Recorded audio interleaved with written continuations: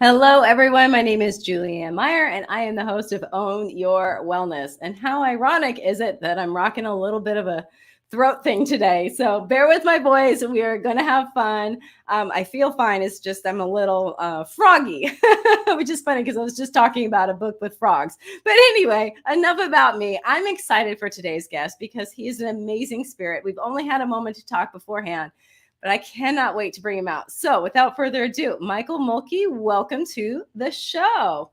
Thank you, Julie. Thank you for having me. I'm so excited for you to be here. I don't think you know this, but you and I actually do have a lot in common. So I'm pretty pumped to see where the conversation takes us today. I am as well. So I would love for you to share with the audience a bit about yourself and your own wellness journey. Well, let me give you a brief tour. So I was born in South Louisiana, Cajun country, and to a Southern Baptist preacher. And I often tell this joke when I'm talking to groups is he preached the sermons and I provided the material. It launched me into a career as a rock and roll star. Won a Billboard music songwriting contest in Louisiana, and immediately thought I needed to move to Music City, USA, which I did, along with my band, and did the rock star thing for a while. That dissipated as music industry trends changed and life happened. And then launched myself into corporate America. Worked with everything from Fortune 500 to billion-dollar, music business companies to family-owned businesses. And in 2004, I started kind of reading Eastern philosophy. I'd been inundated with Western religion and the Baptists being the sort of on the stricter end of that spectrum.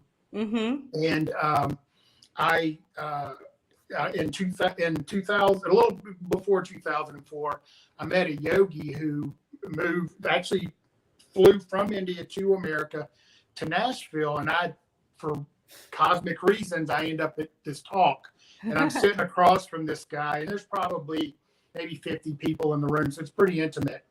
And he's saying things that I had never heard. And I'm so enthralled and impressed that in my mind, that skeptical voice started going, this is bullshit. There's no way nobody knows these kind of things, right? Mm-hmm. And I said, in my mind, if this is bullshit, if this is real, he'll look at me right now. And he did. And I thought time stopped. It felt like it did. I felt naked and afraid. And that was the end of it. And I'm a little bit of a slow burn sometimes, so it took a couple of years, but I ended up taking his program. Fast forward that journey for about 10 years. I end up in India in an 8-day silence program, and then took a trek through the Valangria mountain side, in which I sat after 2 days of grueling heat and hiking and very little nourishment, sat on a rock and had an experience that I can't put into words. Mm-hmm. And came back to the States immediately. I didn't renounce, but I sort of renounced corporate America. I sold my house. I started packing like I was going somewhere, and just started living this minimalistic lifestyle.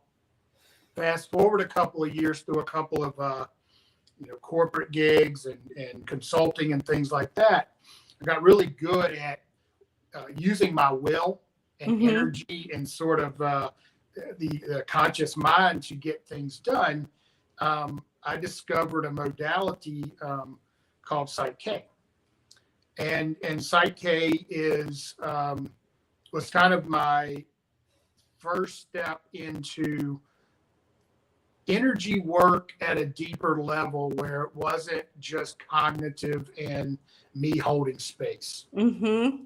Okay. So through COVID, interestingly enough, I went as deep as one can go into all the modalities. So Psyche has a business aspect to it.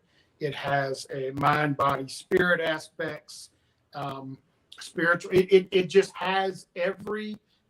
So I kind of designed this 360-degree sort of approach, which is the whole idea of holistic, right? We all kind of have a piece of the puzzle. So I've been doing that and committed to it since 2017, and so that's kind of how I got here now.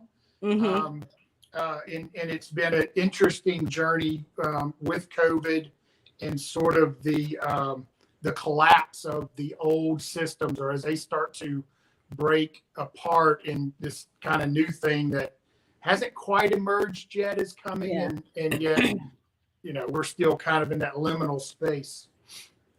Now, I think that's really amazing that you were able to. Well, actually, here's my real question. Okay, you said Baptist, right? Yes. Did you find yourself having to let go of your Baptist beliefs in order to embrace this new lifestyle, or did you find that it kind of goes together? It's interesting because I've had such a journey. It's a little bit like the prodigal son, right? Like I literally was going the other way. I was using the rebellion factor, right? You either adhere to or conform to these things, or you rebel against them. Either way, it defines you. But what's happened over the years and through study with the Course in Miracles and different things is I firmly believe this, and people can argue it, and it's okay. It's no problem for me. But quantum physics is the most tested and scrutinized science we have. And quantum physics says everything is vibrating as one energy. You could say it's a sound. That's how we experience it as humans. It's actually just a reverberation. And religion, no matter which one you pick, is saying there's one God, right? And so I feel like even the biblical text and things, the way they were presented through these certain filters, or where those people were at that time. Exactly. For me, I've kind of undone it, right? And I've pulled and kind of put it back together, and I'm perfectly comfortable with it. I love that, because I know a lot of people have that issue. They think, oh my gosh, I have to turn away from my one true God. And it's like, maybe, I mean, the people that wrote the Bible too were human. So, well, and then that's the thing. So so there's a beautiful story in the Jewish culture. I actually heard this from a rabbi. So the thing about the Bible or the biblical text is, the first 4 or 5 books of the Bible are the basis for every major religion, right? Even the ones we are competing with. But then there's something that kind of separates them. Somebody agrees to something or goes with a certain philosophy, and another person doesn't, and then he starts dividing it, splitting it up. The separation, right? And the thing about and what's interesting, so when I was growing up, it was the King James version, and it was hellfire and brimstone, right? I mean, the Bible was being slammed on the pulpit and spit flying, and here's your choices: you either straighten up or you're going to hell. And there's your choice, and I'm like, that's not a choice. No. The choice is I'd like a cupcake or some ice cream. That's a choice. Actually, I'd take both, but anyway. But the thing about that, even historically, is if you go back, the King James Bible was translated into English and put out as a political move. It was a power move by the kings at that time, right? And it wasn't the best translation. It was the first. Yeah, exactly. And so now, and they've proven this over and over, that the words, some of the words that Jesus was speaking, for example, Jesus went around and talked about, him and his father, me and my father, and people started to gather, and they said, well, where is the kingdom of heaven? And where he said, it's within you. No, really, where's it at? Right? So we have these, again, pointing back to the same thing. So in this rabbi story, in the Jewish tradition, there's a written tradition, which is biblical and up to through the Old Testament. And then there's an oral tradition. And the thing is, they go together. They are two pieces of one thing. So if you look at, and this comes from some of Peter Enns' work, who's a theologian, and he talks about, he has a book about all the conflicts in the Bible. And if you start reading Genesis, and you read in the beginning, God created the heavens and the earth, and then he created light. And then you drop down about 6 verses later, and he's creating the sun. The heavenly bodies, right? So already you've got a conflict on this dual light. What is this? 3 chapters later, I think he's having a conversation with some believed to be angels. So the oral tradition goes like this, and goes along with the text, which is very brief, or gives us parts of the picture. That God put this divine light, which is the first light he was talking about, and he said, I'm going to put this in the heavens. And the angels had the ability to go into the future. And they would go project themselves into the future when they would say, and they come back and said, you can't do that, Father. You can't do that, because humans will seek this light anywhere. They will create airplanes and spaceships and rockets, and they'll fly to space, and they'll find the light. So then God thought, he said, okay, I'll put it in the depths of the ocean. And again, the angels projected themselves into the future. They came back and they said, no, they are so determined to get this light that they will create boats and submarines, and they'll dive to the deepest depths in the ocean and find this light. So God thought a little bit. He goes, I know, I'll put it in their hearts. They'll never look there. And this is sort of the Eastern, Western human predicament, right? We're always looking outside ourselves when the answer is, let's go inside a little bit and flip the script. Exactly. I keep thinking about how, the interpretations of the Bible, and all of a sudden, whatever that interpretation is becomes the truth, the gospel. And it's kind of like that with our limiting beliefs, isn't it? Like, without us even realizing that there's other options, it just becomes the gospel, the truth. And that's the thing that's been challenging in this business, because people they're just not conscious of it. Yeah. But you've got all these programs running, right? And they apply to so many things. And we often refer back to Einstein's work, and we say, well, they're saying that we're somewhere between 3 and 5% conscious, right? About 3. The yogis are saying less than 1%. And it's for your survival and what we're doing on the planet right now, we're capable of so much more. We're not utilizing this capability. There's a and I'm sure you know this writer, a book called The Untethered Soul. Oh yeah, Michael Singer. Yeah. Oh, just love that guy. Me too. It's so simple, so practical, but so deep. And he just came out with a new book. I'm about to kick off a book study on it called Living Untethered, where he kind of told you how it worked. Now he's going to tell you what to do, right? So it's that's going to be a welcome Exactly. Yeah. Well, I don't know if you've read The Surrender Experiment by him, but that one was so good. So good. Yeah, he's an amazing soul. Yes, very much so. But anyway, I would love for you to touch on, because you mentioned something that was really important, and you said that people don't know about these limiting beliefs. So how do you change something you're not even aware of? Well, so what happens, and I think is, and you know, it's the same thing as breath work and a lot of energy modalities and things like that. Why we weren't learning these things in school, you know, things about this one, you know, how to deal with my emotions, alternatives instead of just reacting.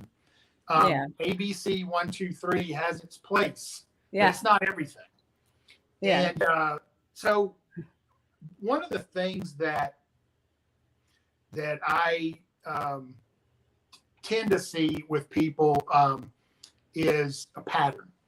Even in my own life is, you know, you're on your third marriage, same guy, right? Looks different. He acts. It's the same. And that's because you are projecting a paradigm or mental construct on him. And you know, the basis of yoga is in the hatha yoga especially is flexible in the body, flexible in the mind. I love that. It's not disjointed, right? It's not two things. And I see that's kind of wisdom. Unfortunately, you have to live a little life. You can kind of see these things happening. But you know, that the whole idea of you know, you come out of the womb.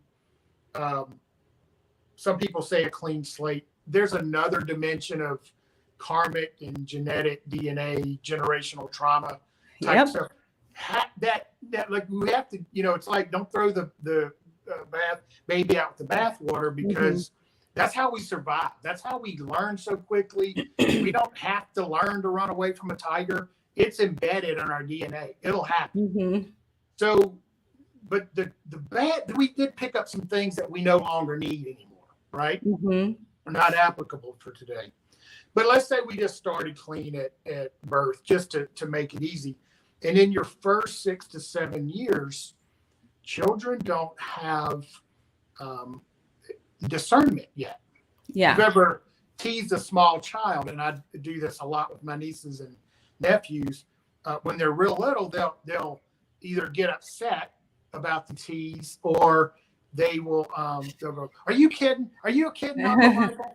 Because they don't know yet that, you know, most of the time I'm not being really serious, you know, about what's going on. So there's this discernment. So that means that everything that's happening and being said, smelt, touched, tasted, how mom's reacting to something, how dad's reacting to something, it's all being recorded and stored. And this is sort of when we start talking about undoing or unblocking, these are the things that kind of come up, right? It's very common, and I don't want to ever give anybody a limited expectation of a session, but it's not uncommon for someone to come to me, let's say, with a business problem. It could be anything really, a health problem. And we find one of these limiting beliefs or patterns, right? And when we go into the process of balancing that they come back and they go, "Oh my God, I was zapped to when I was 6 years old." And they remember. It's almost like the program comes with the scene, right? How this happened.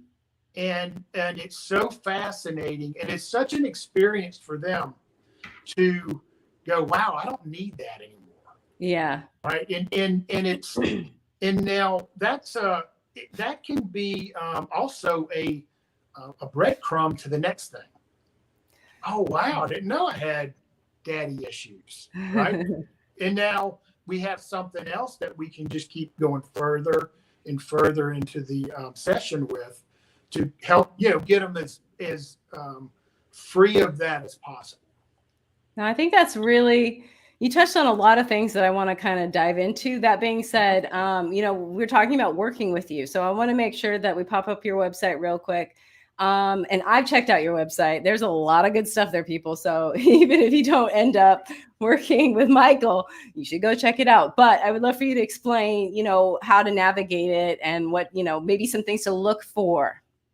So thank you for asking. My site is, it's sort of laid out like a menu.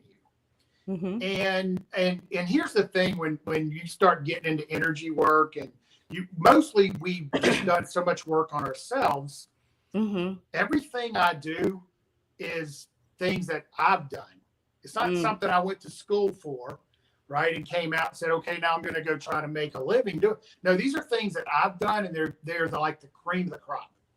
Yeah. And so, and I don't stick to one modality. It's very unique into what do you need in that moment. Mm-hmm. And I have the ability we can tap into your subconscious, and we create some language so your subconscious can talk to you. You're basically having a conversation with yourself, and I'm facilitating or translating, right? Yeah. So the way the site's laid out, and I would encourage anybody who's listening, because I don't spam and I don't have sales funnels and those kind of things. About 2/3 of the way down on the homepage, there is a button that says "Join the Evolution," not revolution, evolution, and that will give you access to my blog and things like that, so you can start to, if any of these, because I'm full of concepts, right? Mm-hmm. And but I will write about these things, and so people like enjoy, or they'll take a nugget from something I wrote, so you can have access to that free of charge. And then I have a mind, body, spirit section. So you're going to go through, and I just have it laid out through whether it's grief and loss, personal power, self-esteem. We drop down into the body, where we're doing wellness, things like that. A lot of times conditions will show up. And if we can decipher the message from the condition, you release the kind of the hold or the karmic structure of that condition, right? And this the results of that is you heal much faster, or a heal period, as opposed to cutting it off or poisoning yourself with medicine. And I'm not anti any of that. I am giving you an alternative, or something, that another piece of the pie. And then there's the spirit aspects of that. And then I have a whole section, another page on Psyche for business. And that is really kind of, whether you're an entrepreneur or you're a Fortune 500, we start looking at, we did a psycho-neuro scientist did a study over a 30-year period. And they, in about, I think this was 2018, they did a study of business owners and CEOs. 89% of CEOs muscle tested weak to their own mission statement. Wow. Yeah. So you start thinking about the implication that your mission statement is the guiding principles of your company. It's to so if you start fragmenting energy at that level, you've heard this. I think Dale Carnegie made this famous. Who you are speaks louder than who you say you are. Yeah. So think about that. Only 1 or 2 out of 10 CEOs fully believe. In other words, that doesn't mean they're lying. That's not the message here. No. There's some inner conflict. There's something in their experience, or their programming, or their messaging, because we get all this input from the world, right? Parents, their teachers, they're not all perfect. They have their own program, right? So so that's kind of how the site's laid out. And then I'm simply, being a healer and doing this work, you just become super inclusive. Mm-hmm. So, every marketing guru will tell you, first thing you got to do is niche, which means Yeah. weed everybody else out. And I just can't do it. So here's how I got around it. I have single sessions. If somebody, I call it flirting. If you just want to peek over or try something just to see what it's like, the whole menu's available for you. You can do it in a one-off. What I really push and not push, but promote mostly is 6.1 packages. Mm-hmm. So that's a 7-session package where I'm going to take you, you're going to start seeing results in your life that you can't explain any other way. I love that. And then I have a membership. Membership is, and we won't get too far into this because membership is reserved for people who are just fully committed to their own self-transformation. And I'm going to take you through the whole thing. And it takes about a year, and I ask for that commitment. But before you're even eligible for that, you have to go through an equivalent of a 6.1, because the last thing I want is somebody to jump in feet first and then change their mind in 3 months, right? Because I'm investing a lot of life energy into this. In a membership package, your vision goes on my vision board. Oh, wow. I love that. And we could get into some of those aspects, but it's pretty deep and it's pretty out there concepts. No, I think that's, I like the idea though, of you wanting only people that are committed to it, because it is a commitment and you're here to help others transform. So, it's kind of like, it's kind of some people, because I'm in the health and wellness end of like nutrition and exercise. So I get people that hire me to be their personal trainer or their nutrition coach. And it's not that they, it's more like they're hiring me to do the work for them in their mind. They don't realize that, but it's always this thing. So I totally understand, let's make sure that you really want to do this. No, I'm with you, and I'm infamous for, I can't care more than you, right? Exactly. I do. I'm actually fully committed, whether you come for 1 session or 6 or whatever. That is completely up to you. But you just hit on something, and I think that's important to understand. So this is a 1-octave keyboard. So if this were a full piano, you would have 8 of these side by side, right?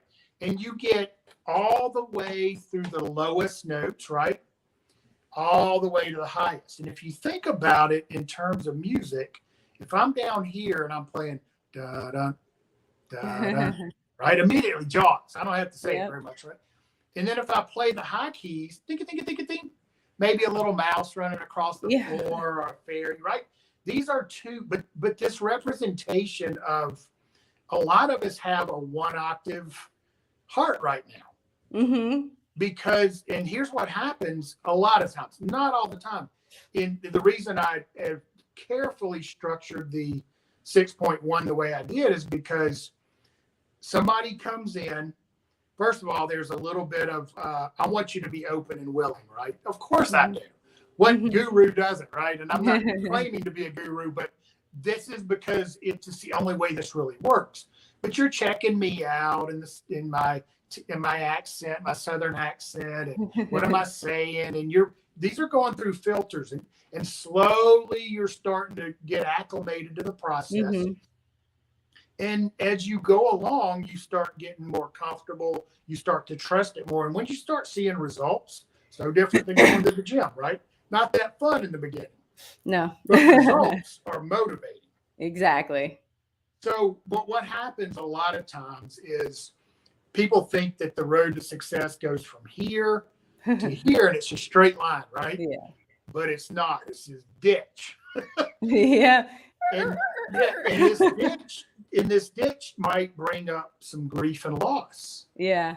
Now you're playing in an octave that you're not comfortable playing in. Again, stretching the comfort zone. Heart's getting bigger. I don't like the way that feels, right? So a lot of times people want to renunciate, right? I'm going to run away. Yeah. But I need you committed, because trust me, when we get through this, now you're playing more octaves on the keyboard. And what do we really want, right? This is Michael Singer 101. We want to play the entire keyboard. This is how God designed us. This is the way the heart's supposed to work. But it's not filled with likes and dislikes and pain and fear and all these things. Exactly. No, I think that is, I like the representation with the keyboard. That's amazing. But we do have to go to commercial break. So we're going to be back in just a moment. For those of you who are watching us live, welcome to the show. As I mentioned, it's commercial time. So we'll be right back after these messages.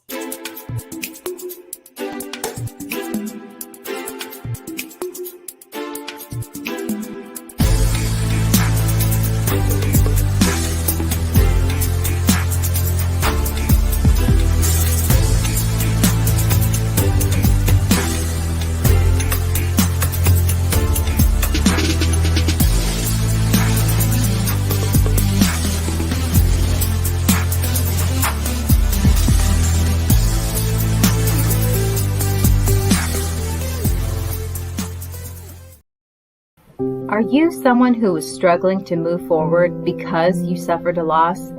Maybe you're even finding it difficult to complete the most basic tasks. Are you looking for a way to start enjoying life again without feeling guilty or the resistance to do so?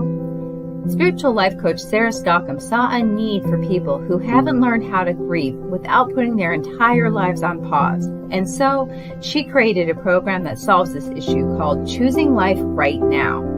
This program is simple and you can do it on your own. If you are ready to learn how to feel your grief while still being able to smile, to honor the sacredness of what took place as a loss, and yet still continue to live with joy, and if you'd like to take care of your whole being with grace and love, then I'd like to invite you to experience her new program called Choosing Life Right Now.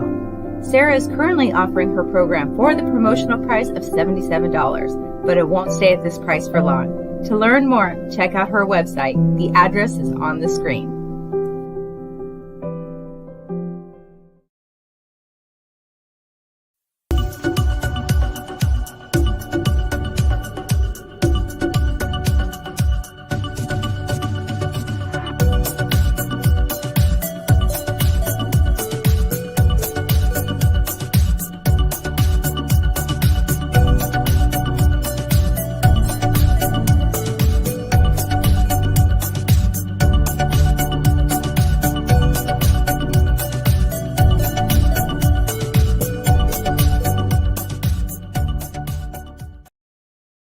When drug or alcohol addiction take over, things begin to disappear. Your friends, your family, and eventually, you.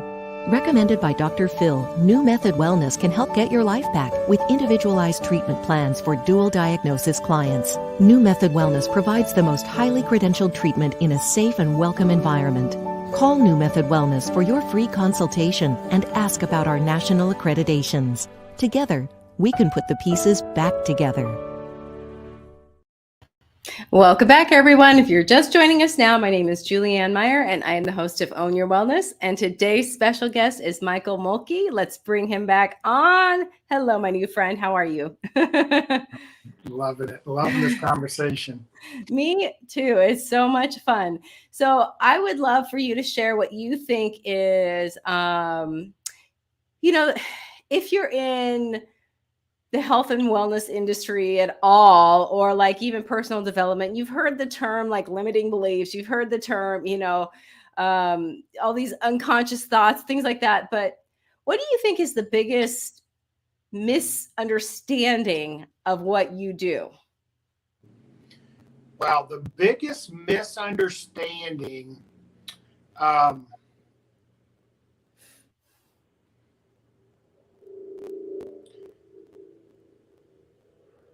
we in today's world, and I love one of the things that really attracted me to doing the show with you is you're elegantly and simply put for people, like you're kind of weeding through the information, right? Mm-hmm.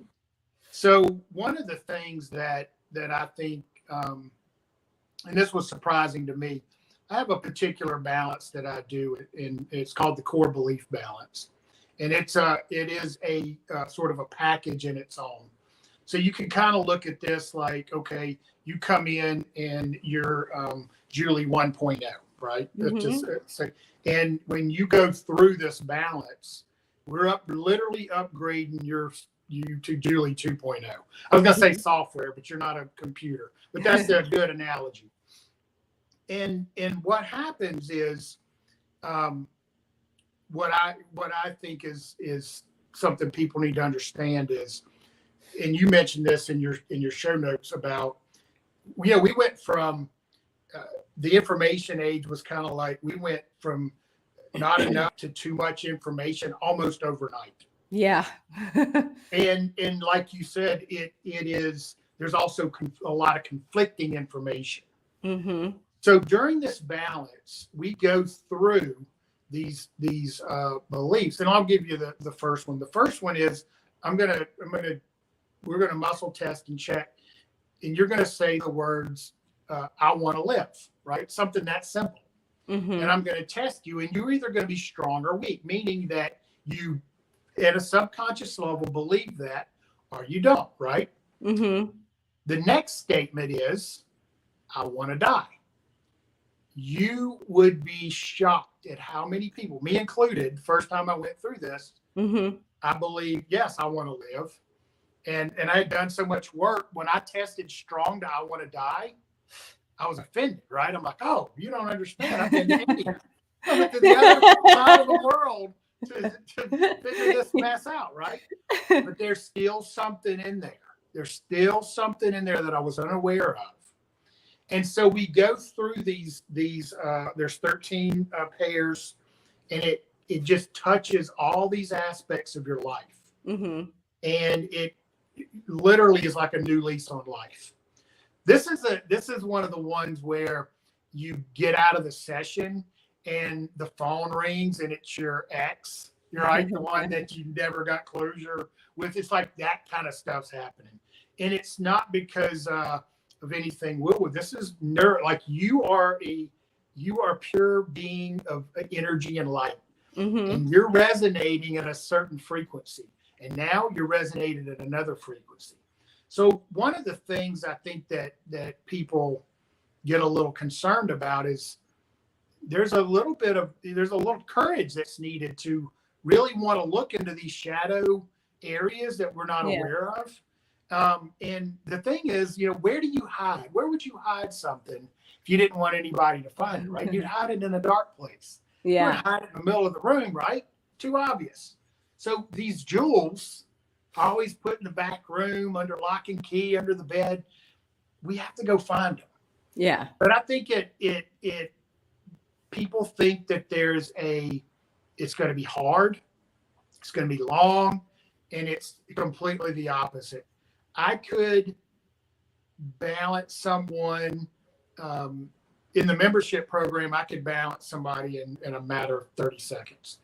And if we were working together in a session, because I like to explain what we're doing and the reasons and things like that. And there's some, cognitive conscious talk type things going on. But a balance usually takes around 15, 20 minutes. Oh, wow. Yeah. Yeah, no, I'm glad that you said that, because I think that you touched on the one that I thought of, which was, this is going to take forever and it's going to be painful and hard and all these other things that are just like, is it worth it? Is it worth to go look at all this stuff and then have nothing change? Right. Yeah, right. Yeah. There was a show several years ago on HBO, and I can't remember the name of it now, but doesn't matter. But one of the people in the show, somebody that woke up and half the population was gone, right? It was one of those sci-fi angels, we don't know what's going on, government type things. But anyway, one of the men on the show had the ability to, if he hugged you, if he touched you, that all your problems would go away. Oh, wow. Right? And he was, all these people were looking for him, trying to capture him. And he met this lady, and it goes on through the whole season, but he met this lady, and her husband had vanished. She's just grief-stricken, and she seeks him out. She's like, I can't just go on like this. Yeah. And he says, he embraces her. And as he's hugging her, he said, as soon as I let you go, you're going to take them all back. You're going to go out and you're going to take back. And if you think about this at a very deep level, Jesus, the symbology of the crucifixion, and Jesus saying, it is done. Yeah. I've paid with my life for you. Why aren't we free? Yeah. Good point. So but after some time, it does take, you're welcome to come for one session. I would love to work with anybody who's attracted to this, but it does take some time to sort of trust the process. Exactly. Yeah. I'm just going to interject really quickly because as a woman, I go do things like facials, and I can go get one facial, but they recommend, say, a package of 7. Right. Doesn't mean I don't get any benefit from the one, but for ultimate, it's 7. Exactly. To really get to see the difference that you're looking for, it takes 7. So I understand exactly what you mean. You're not saying it would do nothing. You're just saying it's, more, and honestly, it makes sense anyway, because the more effort you put into it, more time, the more you can unpack and unlayer and, put in some different beliefs. It's funny because the ultimate teaching, which is Buddha, Jesus, Krishna, the ultimate teaching is surrender. Yes.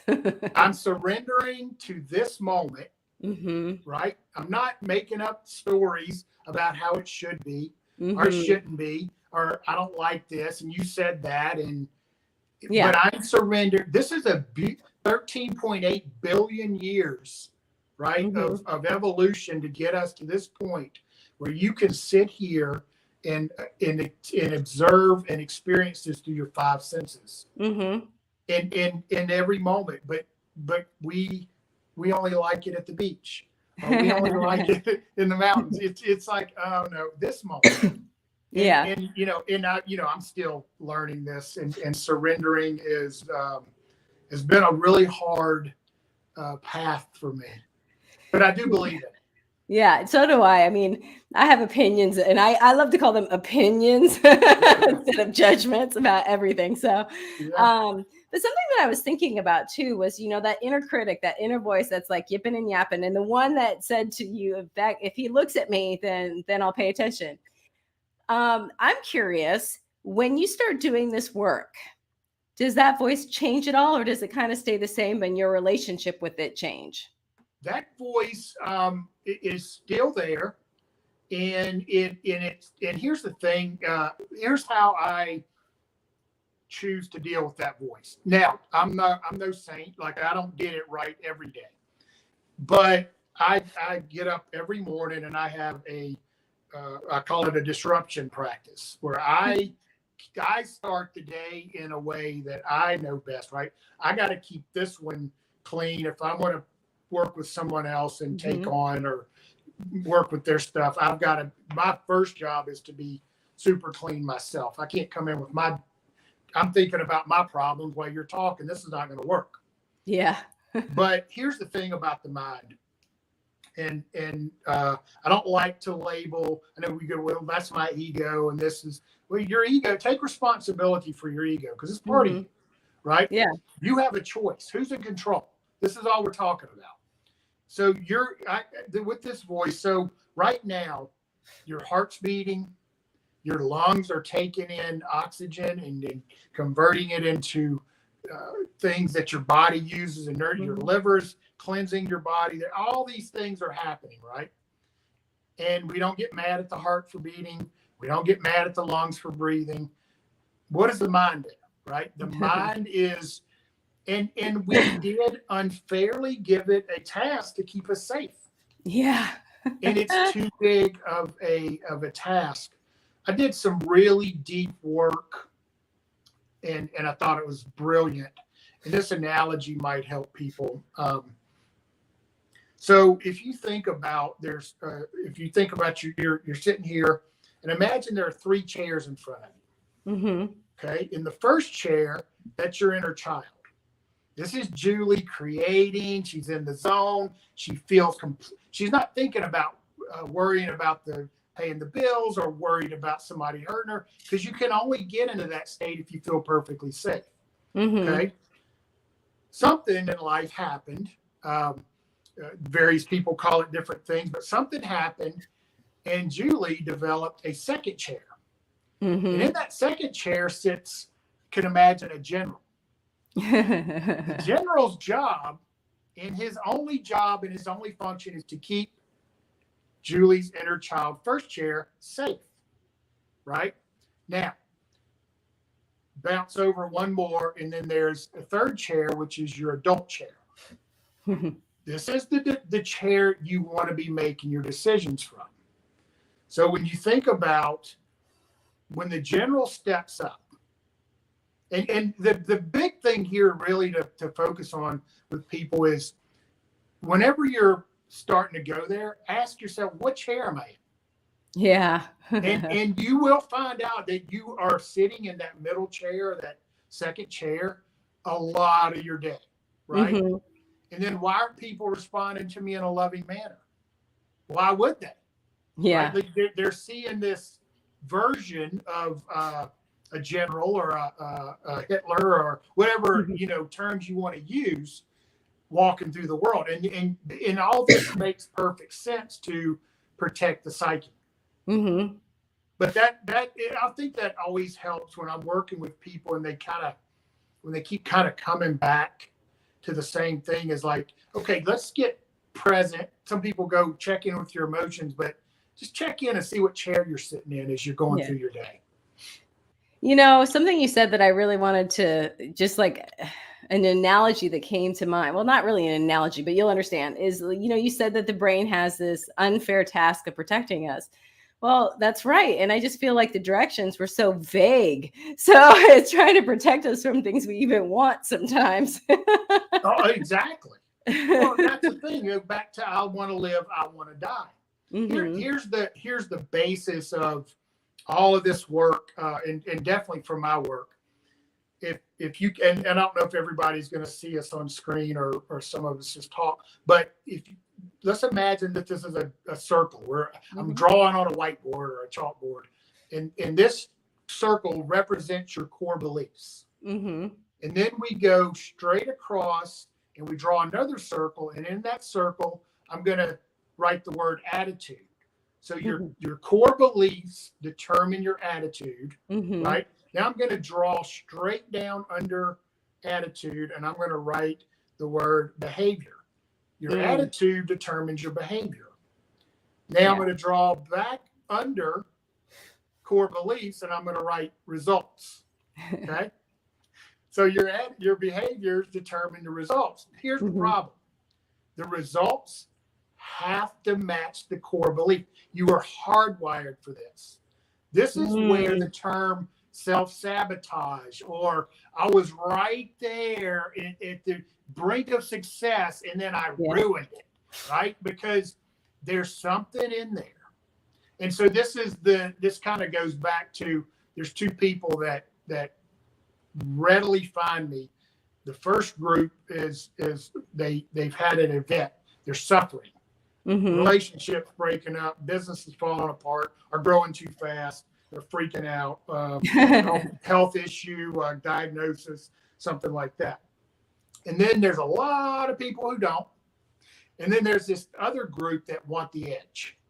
These top performers that go, I want to make damn sure when I'm, running at the Olympics, that I don't fall 3 feet before I cross the line first. Yeah. Right? Because this is all in the program. So that's kind of the basis of that. And the famous analogy with the subconscious is the iceberg. Yeah. Right? The tip is your conscious mind, and the rest of it is the part you don't know about, and it's about 40 billion times more powerful than your conscious mind. So you said this, you know all the right things to do, but nothing's changed, right? Well, that's because you're using conscious mind. Think of it, you're riding an elephant, right? You're riding an elephant. You want to go right. The elephant wants to go left. Guess who's going to win? This is a very practical way to look at how this works. Yeah.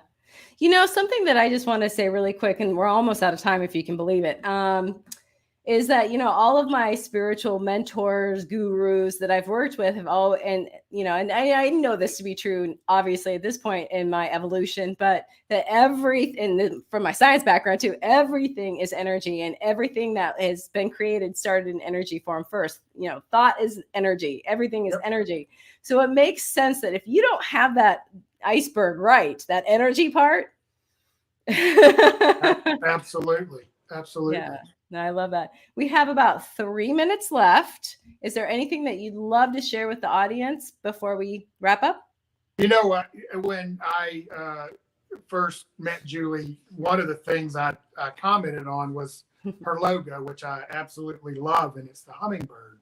Yeah. And I have several hummingbird feeders, and just anticipating for them to show up here in the last couple of months, and then pretty soon now they'll be fighting over the feeder and all that. But I'll just sit out there for hours and watch them. But in the Native American tradition, all of these things represented something. And I wanted to read this because I think it's so fitting for who you are and what you're bringing to people. But this poem about the hummingbird, and it's hummingbird, joyful little sister, nectar you crave, all the sweetness of the flowers and the love you gave.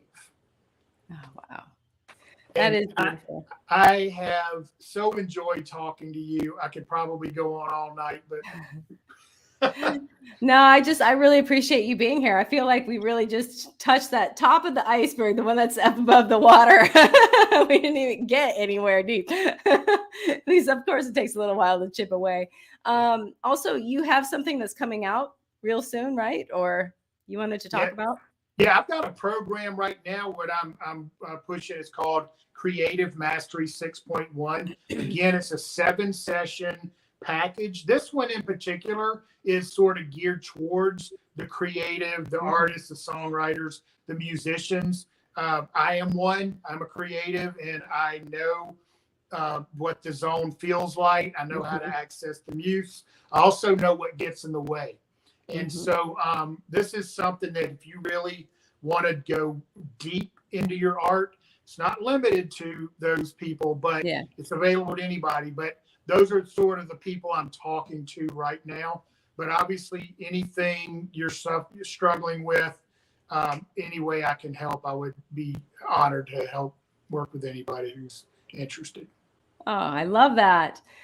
Well, Michael, that is all the time that we have for today. It went so fast and my voice held up. Yay. So thank you for being on the show today. And hopefully we'll have you back again soon so we can touch some more of that iceberg. Sounds good, Julie. Thank you so much. Thank you. Have a great night.